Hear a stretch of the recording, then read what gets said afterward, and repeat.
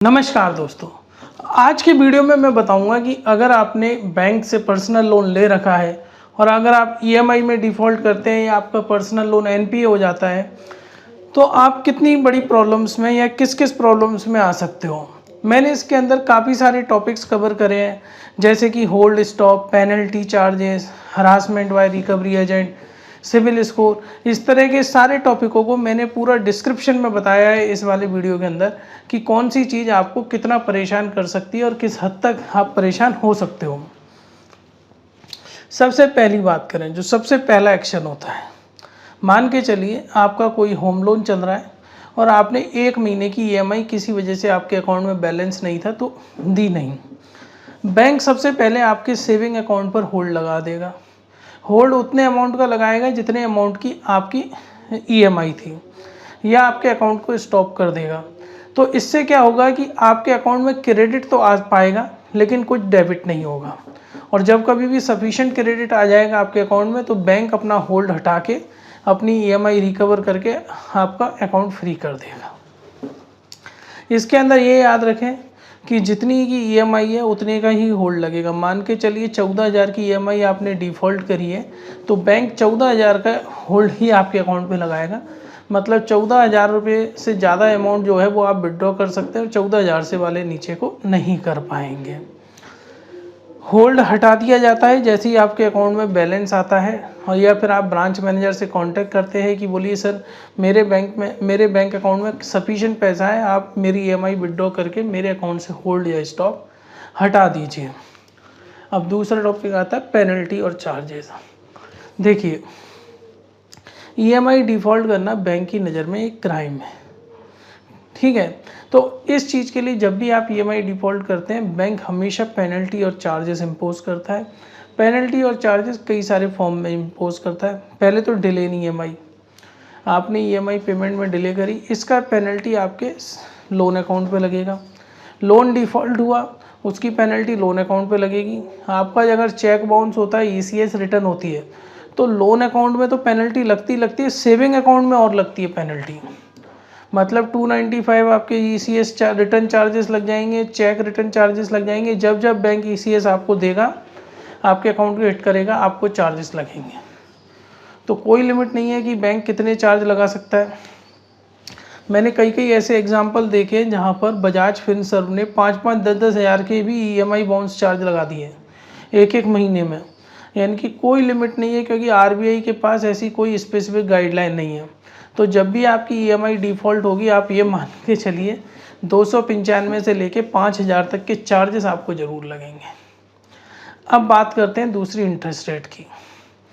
जब भी आप ईएमआई डिफ़ॉल्ट करते हैं, ईएमआई मिस करते हैं, तो बैंक के सैंक्शन लेटर में कई बैंक के सैंक्शन लेटर में लिखा रहता है कि वो आपकी इंटरेस्ट रेट 1 या 2% से बढ़ा देंगे। तो ये भी एक बहुत बड़ा हिट होता है कि इंटरेस्ट रेट आपकी, मान के चलिए आपका होम लोन 7% पे चल रहा था, आपने ईएमआई डिफ़ॉल्ट करी, अकाउंट एनपी हो गया, तो हो सकता है कि आपकी 1 या 2% से इंटरेस्ट रेट बढ़ जाए।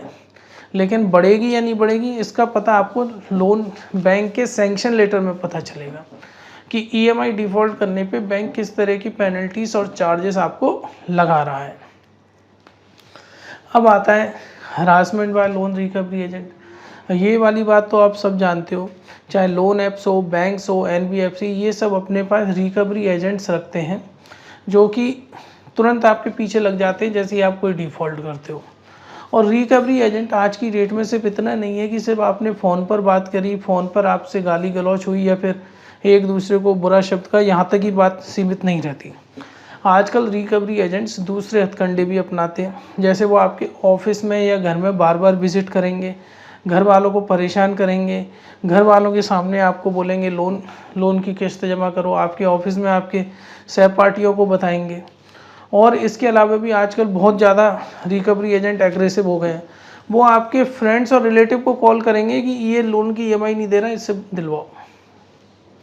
वो आपके व्हाट्सएप पर मैसेज करेंगे, वो आपके फेसबुक, ट्विटर, इंस्टाग्राम, इन पर भी वो मैसेज करेंगे कि इसने लोन का डिफ़ॉल्ट किया हुआ है। और कई बार तो आजकल इरिटेट करने के लिए आईवीआरएस कॉल पर कॉलिंग आती रहती है कि सर आपकी ईएमआई डिफ़ॉल्ट है। अब दिन में 50 कॉल भी आ जाए तो क्या है, वो तो कंप्यूटर जनरेटेड है। तो इस तरीके से रिकवरी एजेंट काफ़ी ज़्यादा आजकल परेशान करने लगे हैं। अगर आपको ज़्यादा परेशानी होती है रिकवरी एजेंट से या गाली गलौज होती है, आप रिजर्व बैंक ऑफ इंडिया में इसकी कंप्लेन कर सकते हैं। अब बात करते हैं सिविल स्कोर का। देखिए, ये वाली चीज़ तो आप भी जानते हैं कि अगर आप बैंक या एनबीएफसी से कोई भी लोन लेने जाओगे तो वह आपका सिविल स्कोर चेक करेंगे, और अगर आपका सिविल स्कोर कम है तो कोई भी आपको लोन नहीं देगा। होता क्या है कि अगर आपने डिफ़ॉल्ट करी ईएमआई, तो आपकी सिविल में डीपीडीज आने लग जाती है। डीपीडीज का मतलब है डे पास ड्यू। मतलब अगर यदि आपने 15 दिन बाद ईएमआई पेमेंट करी है तो आपकी 15 दिन की डीपीडी, आपने 70 दिन बाद ईएमआई पेमेंट करी है 70 दिन की डीपीडी। और डीपीडीज की प्रॉब्लम ये है कि डीपीडीज आपके सिविल से कभी रिमूव नहीं होती। 6 महीने बाद भी वो हमेशा वो रहेंगी कि इन्होंने पुराने ईएमआई लोन में डिफ़ॉल्ट किया है। तो वो आपके लिए एक तरीके से सरदर्द बन जाएगी। तो उस सरदर्द से भी बचने के लिए हमेशा ध्यान रखें कि ईएमआई आपकी टाइम पर जा रही है, उससे आप बिल्कुल टेंशन फ्री रहेंगे। अब बात करते हैं नोटिस इन डिफ़ॉल्ट। जब भी आप लोन डिफ़ॉल्ट करते हैं, बैंक अपनी तरफ से आपको नोटिस भेजता है कुछ इस तरह के। जो बैंक जो नोटिस भेजेगा वो बैंक के लेटर हेड पर रहेंगे, या तो उस पर ब्रांच मैनेजर साइन करेगा या कोई हायर अथॉरिटी साइन करेगा। आपको हमेशा नोटिस स्पीड पोस्ट या रजिस्टर्ड पोस्ट से आएंगे। और हमेशा मैं आपको एडवाइस करूंगा, इस तरह का कोई भी नोटिस आपके पास आता है तो आप ब्रांच मैनेजर से मिलके ज़रूर आएँ, बात करके आए, उनको बताएं कि आपके साथ क्या क्या प्रॉब्लम चल रही है, आप ईएमआई क्यों नहीं दे पा रहे हो। अब आता है लीगल नोटिस। मान के चलिए बैंक ने आपको नोटिस भेजा लेकिन आप कोई जवाब नहीं दे रहे हैं या कोई रिस्पॉन्स नहीं दे रहे हैं, तो बैंक अपने एम पैनल एडवोकेट के माध्यम से आपको लीगल नोटिस भिजवाता है। लीगल नोटिस क्या होता है? लीगल नोटिस बैंक का एम पैनल एडवोकेट अपने लेटर हेड पे भेजेगा। नोटिस हमेशा वैलिड रहेगा कोर्ट ऑफ लॉ में, और जो नोटिस जाएगा वो रजिस्टर्ड पोस्ट या स्पीड पोस्ट के माध्यम से ही जाएगा।